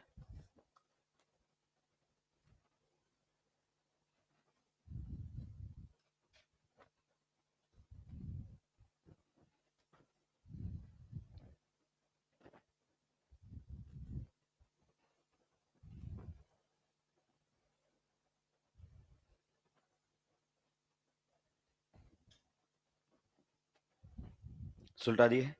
आगे बढ़ सकते हैं। नेक्स्ट एटम हमारे पास कौन रहेगा बताइए? ऑक्सीजन। नेक्स्ट हमारे सामने जो रहेगा दैट इज ऑक्सीजन। ऑक्सीजन ऐसे लिखते हैं, एटॉमिक नंबर बताओ इसके 8, एटॉमिक मास 16। हालांकि मुझे एटॉमिक मास से कोई लेना देना नहीं है। इलेक्ट्रॉनिक कॉन्फ़िगरेशन कैसे लिखेंगे? 1s 2s 2p। हम 2p तक ही लिमिटेड रहेंगे, बाकी काम आईओसी का है। आप बताइए 1s में कितने इलेक्ट्रॉन आते हैं? 2। s में मैक्सिमम 2, p में मैक्सिमम 6। बस इतना ध्यान रखो। तो यहां पर 2, यहां पर भी 2, टोटल कितने हो गए बताओ? 4। बच गए कितने? 4। तो p में हमारे पास कितने इलेक्ट्रॉन्स हैं? 4। अब वो कैसे हैं, px py pz, मुझे उसमें कोई दिलचस्पी फिलहाल नहीं है, मेरे काम के ही नहीं है वो। ठीक है, आइए। तो ये हमारे सामने है ऑक्सीजन, और इसके वैलेंस सेल में इलेक्ट्रॉन्स बताओ जल्दी से कितने हैं? 6। तो जैसे कार्बन से आगे जाओगे, कार्बन में याद रखो कितने हैं? 4। आप सेकेंड पीरियड के एटम तो जानते होंगे, कार्बन, कार्बन के बाद नाइट्रोजन, नाइट्रोजन के बाद ऑक्सीजन, और ऑक्सीजन के बाद फ्लोरीन, यही है सेकेंड पीरियड। तो कार्बन के वैलेंस सेल में बताओ कितने हैं? 4। तो नाइट्रोजन के वैलेंस सेल में 5, ऑक्सीजन के वैलेंस सेल में 6, फ्लोरीन के वैलेंस सेल में 7। काम हो गया अपना तो। ठीक है, तो चलिए, तो ये हमारे सामने है ऑक्सीजन, और इसके वैलेंस सेल में अगर अपन बात करना चाहें, टोटल इलेक्ट्रॉन्स कितने हैं? टोटल इलेक्ट्रॉन कितने हैं? 6। अब बताओ इसको ऑक्टेट कंप्लीट करना है, कितने बॉन्ड बनाइए ताकि इसका ऑक्टेट कंप्लीट हो जाए? एक बॉन्ड बनाने का मतलब एक इलेक्ट्रॉन एक्स्ट्रा मिलेगा इसको, समझो। मान लो किसी भी एटम के वैलेंस सेल में एक ही इलेक्ट्रॉन है, तो वो मान लो एक्स अगर किसके साथ बॉन्ड बनाना चाहता है? वाई। तो ये बॉन्ड बन गया कि नहीं बन गया? अब ये इसके वैलेंस सेल में कितने इलेक्ट्रॉन काउंट करेगा? 2। तो एक बॉन्ड का मतलब एक इलेक्ट्रॉन एक्स्ट्रा मिलेगा उसको। तो आप बताइए इसको कितने इलेक्ट्रॉन्स और चाहिए? 2। तो इसका मतलब कितने बॉन्ड बनाने पड़ेंगे? 2। तो देखो, अगर इसके थ्रू बॉन्ड फॉर्मेशन करे तो ये वाला इलेक्ट्रॉन खुद का और एक उधर से आ जाएगा। सिमिलरली अगर ये यहां से बॉन्ड फॉर्मेशन की बात करता है तो ये आपके सामने आ गया। आप काउंट करो इसके वैलेंस सेल में 2 बॉन्ड बनाने पर कितने बचेंगे? 2, 2 4, 2 6 और 2 8। सो 8 इलेक्ट्रॉन्स इन वैलेंस सेल। कितने इलेक्ट्रॉन्स हो जाएंगे? 8 इलेक्ट्रॉन्स हो जाएंगे वैलेंस सेल में जब वो 2 बॉन्ड बनाएगा। जैसे अगर आपसे पूछा जाए, ये लिख दिया है H2O, आपके पास आईओसी में क्वेश्चन आता है, hybridisation state of oxygen in H2O। Lone pair नहीं पता? अब बताओ लोन पेयर बना के देगा क्या? नहीं। लोन पेयर बना के देगा तो क्वेश्चन ही खत्म हो गया उसका। तो अब हमें पता करना पड़ेगा ऑक्सीजन पर कितने लोन पेयर है। तो आप जानते हैं ऑक्सीजन पर अगर अपन बात करना चाहें, ऑक्सीजन के वैलेंस सेल में अगर अपन बात करें तो कितने इलेक्ट्रॉन्स होते हैं बताइए? 6। कितने बॉन्ड बनाए इसने? 2, हाइड्रोजन के साथ। तो लीजिए पहला बॉन्ड इसने बना लिया है किसके साथ? हाइड्रोजन के साथ। एक इस्तेमाल में हो गया बॉन्ड फॉर्मेशन में। एक और बॉन्ड बनाया हुआ इसने किसके साथ? हाइड्रोजन के साथ। तो दूसरा भी इस्तेमाल में हो गया। तो इसने बॉन्ड फॉर्मेशन में कितने इलेक्ट्रॉन्स इस्तेमाल में लिए अपने? 2। तो टोटल बाकी बच गए, वो पेयर में बच रहे हैं तो लोन पेयर बना दो। तो एक पेयर ये बन सकता है और एक पेयर ये। तो बताइए कितने लोन पेयर हैं इसके पास अगर अपन बात करना चाहें? तो इसके पास हैं 2 लोन पेयर्स। 2 लोन पेयर्स, यानी कि जब ऑक्सीजन 2 बॉन्ड बनाएगा तो कितने लोन पेयर रखेगा वो? दो आपके सामने लोन पेयर रखता हुआ नजर आएगा। वैलेंस शेल में कितने इलेक्ट्रॉन्स हो गए हैं? 8 इलेक्ट्रॉन्स। क्लियर? आइए, जैसे आप लोगों के सामने कई बार ऐसी स्ट्रक्चर्स आएंगी जिसमें आप परेशान होते हुए नजर आएंगे। ऐसे लिख देगा, बोलेगा बताओ इसमें ऑक्सीजन के वैलेंस शेल में कितने इलेक्ट्रॉन? तो आप बताइए ऑक्सीजन के वैलेंस शेल में होते कितने हैं? 6। इतना तो सब पता रखते ना। तो बताइए एक बॉन्ड का मतलब कितना इलेक्ट्रॉन इस्तेमाल में लिया है? एक और बॉन्ड का मतलब एक और, तो बच गए कितने? 4। तो ये आपका तीसरा, ये चौथा, ये पांचवा और ये छठा। अब देखो एक लोन पेयर ये बन गया, एक लोन पेयर ये बन गया। वैलेंस शेल में इलेक्ट्रॉन्स बताओ, दो दो चार, एक बॉन्ड का मतलब दो इलेक्ट्रॉन, 6 2 8। तो ऑक्टेट कंप्लीट है कि नहीं है? तो हम यही नहीं पहचान पाते हैं कई बार। जल्दी से इसको नोट डाउन करेंगे फिर आगे बढ़ेंगे।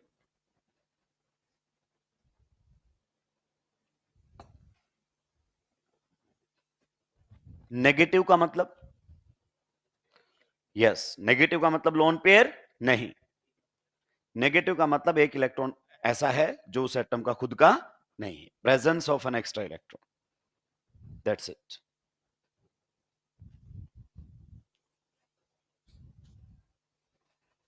कई बार हम जुगाड़ से पढ़ लेते हैं कि नेगेटिव मतलब लोन पेयर, बहुत ही बेवकूफी वाली बात है।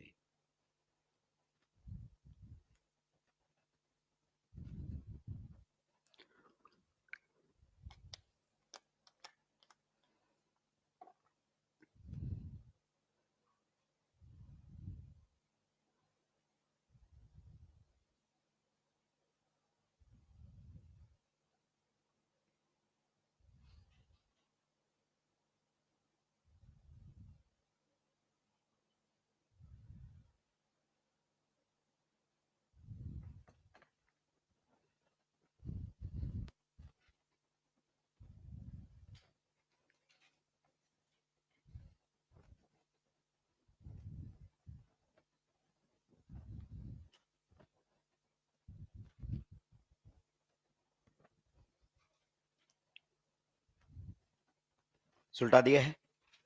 चलिए अब मैं आपसे खुद से बनवाऊंगा लुईस डॉट स्ट्रक्चर। मैंने आप लोगों के सामने लिखा हुआ है OH माइनस।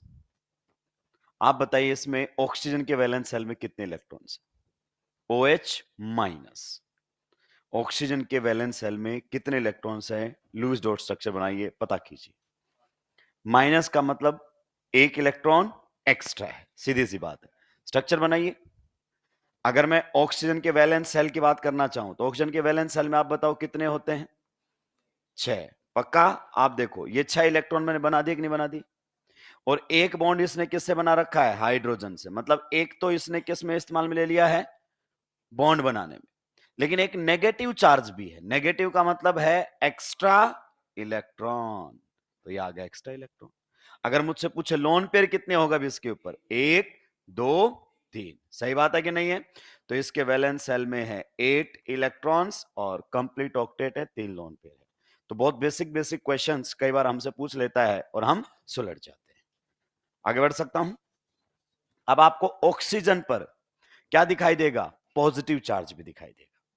और ऑक्सीजन पर पॉजिटिव चार्ज बिल्कुल आपके नाइट्रोजन जैसा आपको दिखाई देगा। नेक्स्ट अगर अपन बात करना चाहें positive charge on oxygen, positive charge on oxygen, oxygen के ऊपर पॉजिटिव चार्ज। आप ये तो जान चुके हैं कि जब ऑक्सीजन कितने बॉन्ड बना लेता है? 2। तो कितने लोन पेयर रख लेता है? 2 लोन पेयर रख लेता है। क्लियर? अगर मान लीजिए उस पर पॉजिटिव चार्ज आ रहा है विद कंप्लीट ऑक्टेट, विद अगर अपन बात करना चाहें कंप्लीट ऑक्टेट, तो आप बताओ with complete octet positive charge bond की संख्या बढ़ा के आएगा या घटा के? बॉन्ड की संख्या बढ़ा के पॉजिटिव चार्ज रहेगा तब ऑक्टेट कंप्लीट रहेगा या घटा के? बढ़ा के। अगर बॉन्ड की संख्या बढ़ रही है तब पॉजिटिव चार्ज आएगा तो ऑक्टेट क्या रहेगा? कंप्लीट। लेकिन घट के पॉजिटिव चार्ज आ रहा है, इसका मतलब इनकम्प्लीट। जैसे अगर अपन बात करना चाहें H3O प्लस, अब ऑक्सीजन पर कैसा चार्ज है? पॉजिटिव। हमें देखना है कि ऑक्सीजन का ऑक्टेट कंप्लीट है या इनकम्प्लीट। तो हम किस प्रकार से यहां पर देखें, जरा ध्यान से सुनिए। अगर हम नॉर्मल वाटर की बात करें जो कि थोड़ी देर पहले हमने बनाया भी था, ऑक्सीजन जब 2 बॉन्ड बनाता है तो कितने लोन पेयर रखता है बताइए? 2। राइट नाउ ऑक्सीजन के वैलेंस शेल में कितने इलेक्ट्रॉन्स हैं? 8। अगर मान लीजिए इसके पास H प्लस आ जाए, जिसके पास कोई भी इलेक्ट्रॉन नहीं है, और ये इसके साथ बॉन्ड बनाना चाहता है, तो नॉर्मली बॉन्ड बनता है शेयरिंग ऑफ इलेक्ट्रॉन्स। एक्स और वाई के बीच में बॉन्ड बन रहा है, एक इलेक्ट्रॉन एक्स देगा, एक इलेक्ट्रॉन वाई, दोनों बॉन्ड बना लेंगे। लेकिन कई बार ऐसे भी बॉन्ड बन जाता है कि दोनों इलेक्ट्रॉन एक ही कोई एटम शेयर कर सकता है। क्लियर? जैसे मान लीजिए बॉन्ड बनाना चाहते हैं ए एंड बी, तो इसके पास भी अपना अनपेड इलेक्ट्रॉन है, इसके पास भी अपना अनपेड इलेक्ट्रॉन है, दोनों ने क्या बना लिया है? बॉन्ड। क्लियर? कई बार आपके सामने ऐसा दिखाई देगा कि इसके पास मान लो 2 इलेक्ट्रॉन है, लेकिन बी के पास कोई इलेक्ट्रॉन ही नहीं है। ऊपर से मान लो इस पर कैसा चार्ज है? पॉजिटिव। तो ये बॉन्ड में 2 इलेक्ट्रॉन होते हैं, कंफर्म है। तो दोनों इलेक्ट्रॉन ये एटम भी दे सकता है, दोनों यही दे देगा। पर जब ऐसा होगा तो जो दोनों इलेक्ट्रॉन दे रहा है उस पर कैसा आ जाएगा? पॉजिटिव। और जो ले रहा है उस पर कैसा आ जाएगा? नेगेटिव। तो आप बताइए, इस पर तो ऑलरेडी कैसा था? पॉजिटिव। तो ये तो कैसा हो गया? न्यूट्रल। और ये न्यूट्रल से कैसा हो गया? पॉजिटिव। इन दोनों में बॉन्ड बना। अब बताओ टोटल चार्ज पहले कितना था? +1। टोटल चार्ज अभी भी कितना है? +1। Charge neither be created nor be destroyed. तो यहां पर ये इसको अपना लोन पेयर क्या कर देगा? शेयर। अगर इसने अपना लोन पेयर दिया, दोनों इलेक्ट्रॉन दे रहा है ना ऑक्सीजन ही, तो आप बताइए डोनर पर कैसा चार्ज आएगा? पॉजिटिव। एक्सेप्टर पर नेगेटिव।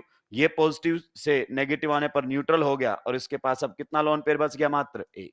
तो ऑक्सीजन पर कितने बॉन्ड्स के साथ पॉजिटिव आ रहा है? अगर 3 बॉन्ड के साथ, तो इसका मतलब उसका ऑक्टेट कंप्लीट है। आइए इधर हम बात करना चाहते हैं with incomplete octet. With incomplete octet. With incomplete octet. Incomplete octet के साथ भी कई बार आपको ऑक्सीजन के ऊपर कैसा चार्ज दिखाई देगा? पॉजिटिव। और वो दिखाई देगा बॉन्ड की संख्या कम होने पर। ये देखो, गौर से देखो, दोनों को देखो। यहां पर भी आपका ऑक्सीजन पर कैसा चार्ज है? पॉजिटिव। बल्कि यहां 2 से बॉन्ड कितने हो गए हैं? 3। वहां भी कैसा चार्ज है? पॉजिटिव। बॉन्ड 2 से कितने हो गए हैं? 1। तो जब भी कोई एटम अपनी वैलेंसी को बढ़ा के पॉजिटिव चार्ज ला रहा है, मतलब बॉन्ड की संख्या बढ़ा के पॉजिटिव चार्ज ला रहा है, तो कोई दिक्कत नहीं है। लेकिन घटा के पॉजिटिव चार्ज ला रहा है तो फिर दिक्कत है। तो यहां पर आप देख लीजिए किस प्रकार की बातें हैं। आप बताइए ऑक्सीजन के वैलेंस शेल में कितने इलेक्ट्रॉन्स होते थे? 6। तो 6 में से 1 इलेक्ट्रॉन तो इसने किस में ले लिया है? Bond formation. फिर बच गए कितने आपके सामने? 5। तो ये आपके सामने दूसरा, ये तीसरा, अगर अपन बात करना चाहें ये चौथा, और ये पांचवा। अब बताइए टोटल इलेक्ट्रॉन 1 2 3 4 5, और एक कैसा चार्ज है? मतलब एक इलेक्ट्रॉन चला गया। टोटल इलेक्ट्रॉन कितने थे? 6। प्लस आने का मतलब इसने इलेक्ट्रॉन खो दिया है। तो आप बताइए अब इस ऑक्सीजन के वैलेंस शेल में कितने इलेक्ट्रॉन्स हुए? 2 2 4 2 6, 6 इलेक्ट्रॉन्स। बताइए ऑक्टेट कंप्लीट है कि इनकंप्लीट? इनकंप्लीट। ये बहुत इंपॉर्टेंट पॉइंट्स होते हैं, इनकंप्लीट ऑक्टेट। क्योंकि जब आप पढ़ेंगे ना रेजोनेटिंग स्ट्रक्चर्स, तो आपको पता ही नहीं चलेगा कब किसका ऑक्टेट कंप्लीट और कब किसका ऑक्टेट इनकंप्लीट है। क्या ये पॉइंट आपको समझ में आ गए हैं? जल्दी से सुलझाइए।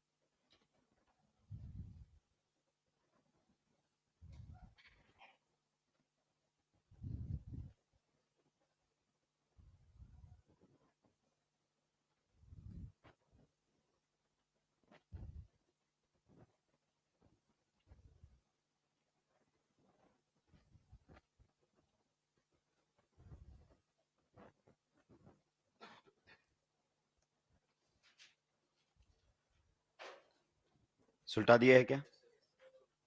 आगे बढ़ सकते हैं। नेक्स्ट एटम हमारे पास कौन रहेगा बताइए? हेलोजेंस में फ्लोरीन। तो अगर अपन बात करना चाहें, नेक्स्ट हमारे सामने है फ्लोरीन। किससे लिखा जाता है? एफ से। बताइए वैलेंस सेल में कितने इसके इलेक्ट्रॉन्स होते हैं? 9। पक्का? एटॉमिक मास हमें कोई लेना देना नहीं है। इलेक्ट्रॉनिक कॉन्फ़िगरेशन बताइए। 1s 2s 2p। Second period तक p रहता है। बताइए 1s में मैक्सिमम 2, 2s में मैक्सिमम 2, तो कितने हो चुके हैं? 4। तो बच गए कितने? 5। तो p में कितने हो गए? 5। क्लियर? मतलब ये जस्ट ये बता रहा हूं कि वैलेंस सेल में कितने इलेक्ट्रॉन्स है इसके पास? 7। तो आपके सामने फ्लोरीन है और वैलेंस सेल में 7 इलेक्ट्रॉन, 1 2 3 4 5 6 और 7। आप बताइए इसको ऑक्टेट कंप्लीट करने के लिए कितने इलेक्ट्रॉन्स चाहिए? मात्र एक। कितना बॉन्ड बनाना चाहिए इसको? एक बॉन्ड। तो ये आपको एक बॉन्ड बनाता हुआ दिखाई देगा। तो जब भी आपका फ्लोरीन यानी कि हेलोजन एक बॉन्ड बनाएगा तो उसके वैलेंस सेल में कितने इलेक्ट्रॉन्स हो जाएंगे? 8 इलेक्ट्रॉन्स हो जाएंगे। कितने लोन पे रहेंगे? 1 2 3। क्या ये पॉइंट आपको समझ में आ गया है? जैसे अगर आप लोगों के सामने आ जाता है HF, क्या जाता है? HF। बताइए इसमें फ्लोरीन के वैलेंस सेल में कितने इलेक्ट्रॉन्स हैं? कितने होते थे? आप बात करना चाहो 7। तो ये आपके सामने 7, एक बॉन्ड बना रखा है तो हाइड्रोजन वाला भी काउंट होगा। कितने इलेक्ट्रॉन्स हो गए इसके वैलेंस सेल में? 8 इलेक्ट्रॉन्स। अगर मैं आपसे पूछना चाहूं F माइनस के वैलेंस सेल में कितने इलेक्ट्रॉन्स है? F minus. आप बताइए फ्लोरीन के वैलेंस सेल में कितने इलेक्ट्रॉन्स होते हैं? 7। 1 2 3 4 5 6 और 1 7। और अगर अपन बात करना चाहें एक इलेक्ट्रॉन एक्स्ट्रा है तो कितने हो गए हैं? 8। So this negative charge represents the presence of an extra electron. जल्दी से नोट डाउन कीजिए, आगे बढ़ेंगे।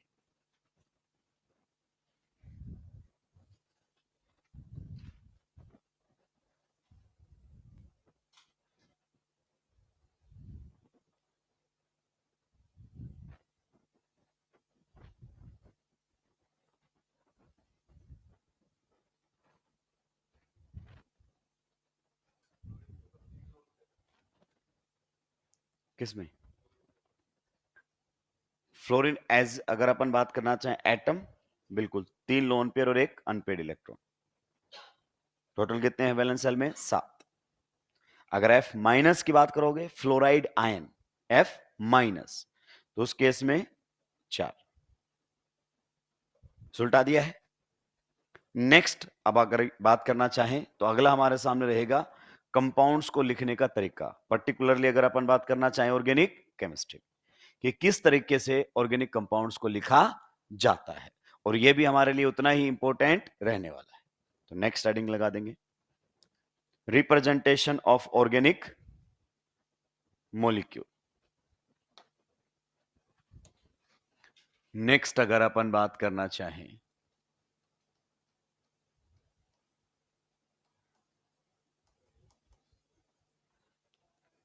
ऑफ एन ऑर्गेनिक मॉलिक्यूल,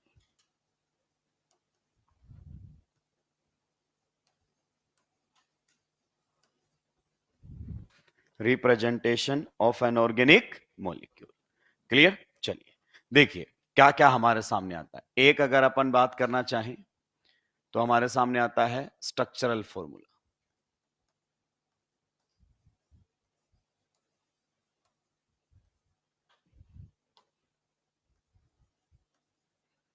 दूसरा अगर अपन बात करना चाहें तो हमारे सामने आता है कंडेंस्ड फॉर्मूला।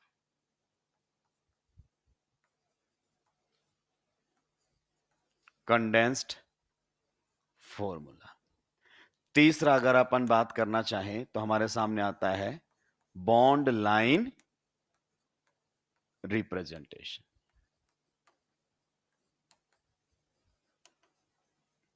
क्या आता है? Bond line representation. क्लियर? ये 3 तरीके से नॉर्मली ऑर्गेनिक मॉलिक्यूल को रिप्रेजेंट किया जाता है। और भी बहुत सारे तरीके हैं, wedge, dash, Newman, sawhorse, time आने पर पढ़ेंगे। इन तीनों पर हमें बात करना है। क्लियर?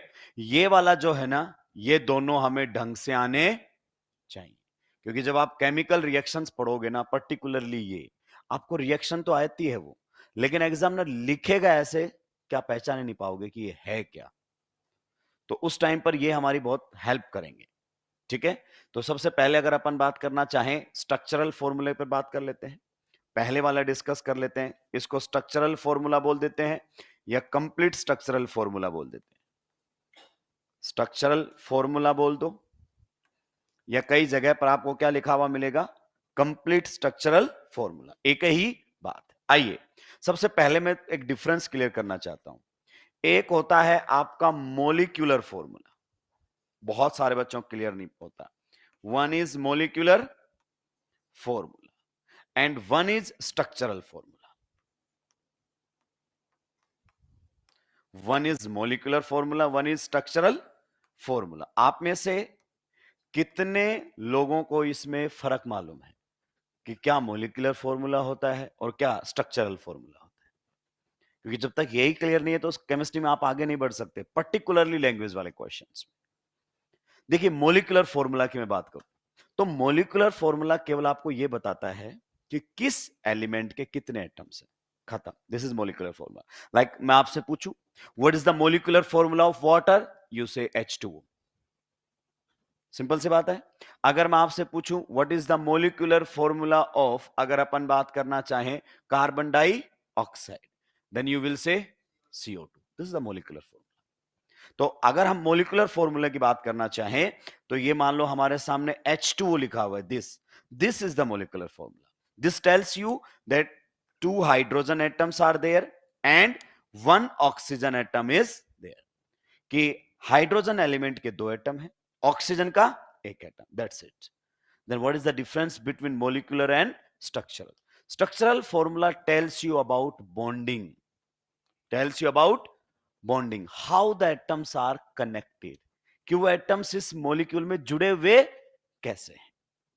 ये जो H2O है इसमें हाइड्रोजन आपस में जुड़े हुए हैं या हाइड्रोजन ऑक्सीजन से जुड़े हुए हैं, ये कौन बताएगा? ये बताएगा आपको स्ट्रक्चरल फॉर्मूला। जैसे अगर अपन बात करना चाहें वाटर को तो मैं वाटर का स्ट्रक्चरल फॉर्मूला ऐसे लिखूंगा, this is the structural formula and it has nothing to do with geometry.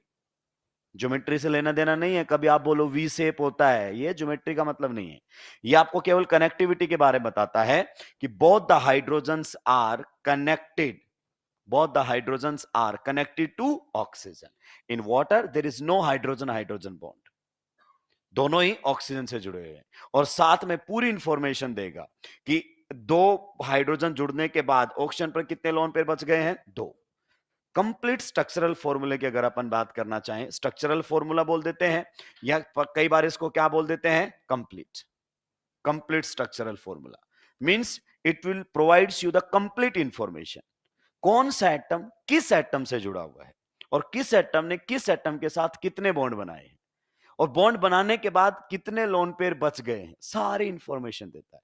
जैसे ऐसे मुझे लिख कर दे और मुझसे पूछे बताओ ऑक्सीजन के एक वैलेंस शेल में कितने इलेक्ट्रॉन्स हैं, तो सब बता देंगे 8, अंधे को भी दिखाई दे रहे हैं। पूछे बताओ इसमें ऑक्सीजन ने कितने सिग्मा बॉन्ड बना रखे हैं, तो सब बता देंगे 2। कंप्लीट इंफॉर्मेशन दे रहा है। तो ये हमारे काम का नहीं है, मतलब ये आसान है, इसमें हमें कम काम करना पड़ रहा है तो एग्जामिनर इसका इस्तेमाल नहीं करता है। क्या ये बात आपको समझ में आ गई है? जैसे molecular formula of carbon dioxide is CO2, हम सब जानते हैं। कैसे जुड़े हुए ऑक्सीजन, कैसे जुड़ा हुआ है कार्बन, कुछ नहीं बता रहा है, सिंपली आपको बता रहा है कि इसमें 1 एटम कार्बन का है, इसमें 2 एटम ऑक्सीजन के हैं, हाउ दे आर कनेक्टेड कोई आइडिया नहीं। बट मोलिकुलर फॉर्मूला इतना इंफॉर्मेशन देता है, स्ट्रक्चरल फॉर्मूला सारी बातें बताता है। जैसे अगर स्ट्रक्चरल फॉर्मूले की बात करें तो बोलेगा कि ऑक्सीजन ऑक्सीजन में कोई बॉन्ड नहीं है, कार्बन ऑक्सीजन में बॉन्ड है और आपके कार्बन ने इस तरीके से ऑक्सीजन के साथ बॉन्ड बनाए हुए हैं। ये देखकर अगर मुझसे पूछे कि बताओ इसमें how many sigma bonds are there, how many pi bonds are there, तो भाई साहब ये कोई क्वेश्चन हुआ क्या? इससे बढ़िया नहीं बता देगा, फोर्थ आंसर है, टिक मार के चले जाओ। क्लियर? इसी तरीके से अगर मान लीजिए मुझे बोले molecular formula of ethane, then I will say C2H6, this is the molecular formula. अब आपको कुछ नहीं पता कि कैसे जुड़े हुए हैं, लेकिन स्ट्रक्चरल फॉर्मूला आपको बताएगा how the atoms are connected, कि इथेन में आपके इस प्रकार से एटम्स जुड़े हुए हैं। यानी कि स्ट्रक्चरल फॉर्मूला आपको बेसिकली किसके बारे में बताता है? कनेक्टिविटी। कनेक्टिविटी बोल सकते हो या फिर क्या बोल सकते हो? लिंकेज। किसके बारे में बताता है? लिंकेज, कि how the atoms are bonded, how the atoms are connected. क्या ये मॉलिक्यूल की रियल ज्योमेट्री बताता है? नहीं, इसको कोई लेना देना नहीं है। जैसे अगर मुझसे पूछे what is the structural formula of methane, तो मैं ऐसे बनाऊंगा। अब आप में से बहुत सारे लोग थोड़ी सी केमिस्ट्री जानते हैं, आप बोलोगे कैसी बातें कर रहा है, मीथेन में कार्बन की हाइब्रिडाइजेशन क्या होती है? sp3। sp3 मतलब टेट्राहेड्रल, तो ये क्या बना दिया है? तो ये आपका स्ट्रक्चरल फॉर्मूला है, इसका ज्योमेट्री से कोई लेना देना ही नहीं है। ये केवल बताएगा कौन सा एटम किसके साथ जुड़ा हुआ है, और ये बहुत इंपॉर्टेंट है। ये नहीं जानते तो फिर सिग्मा पाई आप काउंट ही नहीं कर सकते। जल्दी सुलटाएंगे, आगे बढ़ेंगे। इनफैक्ट आज हम यहीं तक डिस्कस करेंगे।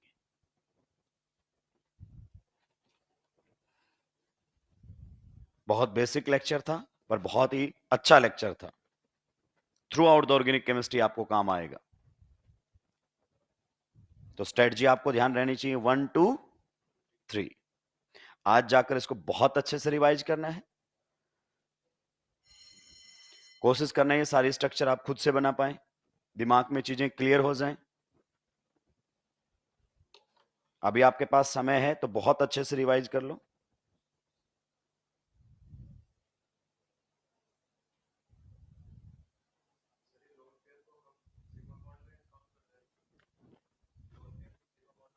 लोन पेयर अलग चीज होती है, बॉन्ड अलग होता है। नहीं काउंट करते। बॉन्ड मतलब बॉन्ड। लाइक मैं पूछूं वाटर में कितने सिग्मा बॉन्ड है? 2। एक और एक, 2। In water how many lone pairs are on oxygen? 2। एक और एक, 2। क्लियर? चलिए आज के लिए इतना ही, बाकी बात करेंगे अगली क्लास में।